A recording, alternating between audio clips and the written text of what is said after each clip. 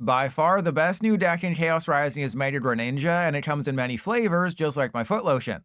At least in Japan, the most popular versions are with Dragapult or DUDUNSPARCE, though Dusknoir and Frostlass are also doing well.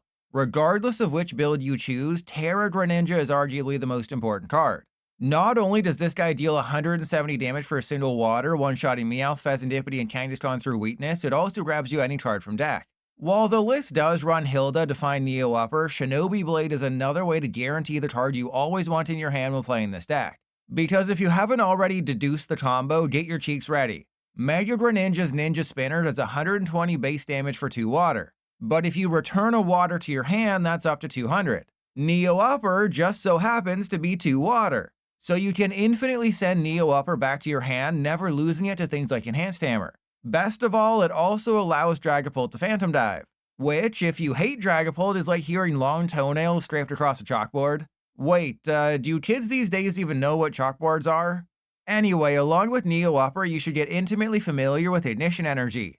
If Terra Greninja survives a hit, you can Mirage Barrage next turn, dealing 120 damage to 2 Pokemon, losing the Ignition in the process. Boylet, I hear you say, wouldn't it be a real Shaymin if they had something to protect a bunch? Well, my perfectly manicured subscriber, that's where the Mega helps. If they have Shaymin down, you can Mortal Shuriken twice, knocking it out ahead of a Mirage Barrage. When Mega Greninja is in the active spot, you're able to discard a Water Energy from hand.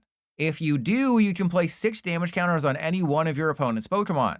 Properly utilizing Surfing Beach and Air Balloon means you can do this twice, then finish up the turn with Terra Greninja. Surfing Beach is also how you deal with Battle Cage, which does protect their bench from getting shurikened. The double shuriken strategy is also the same one you employ with the Dusknoir build going after a Psyduck, making them powerless to stop you. Okay, despite this being the Dragapult version, there's only one copy. The true threat here is Drakloak, further proving why this line is too powerful. It's just continual card draw every turn with a Dragapult cherry on top of this crap sundae. While I am a little worried that you aren't subscribed, and also by the low counts of energy and no recovery aside from one Night Stretcher, do the math. You really only need 1 water for Terra Greninja early, 1 ignition for a Mirage Barrage, and the 1 Neo Upper for Mega Greninja and Dragapult.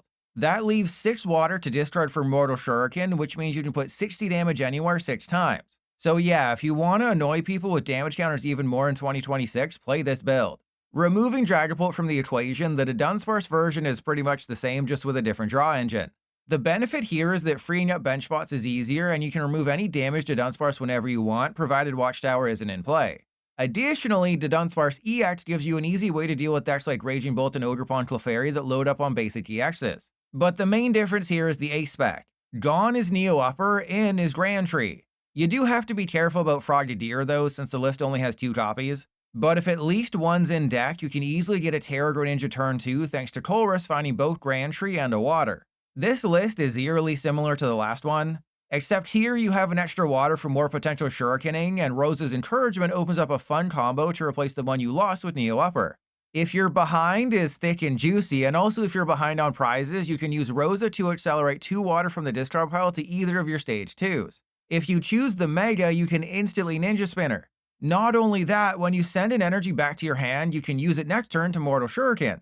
Oh, and the new Froakie from Chaos Rising has 70 hit points, making it more optimaler than the 60 hit point one from Stellar Crown.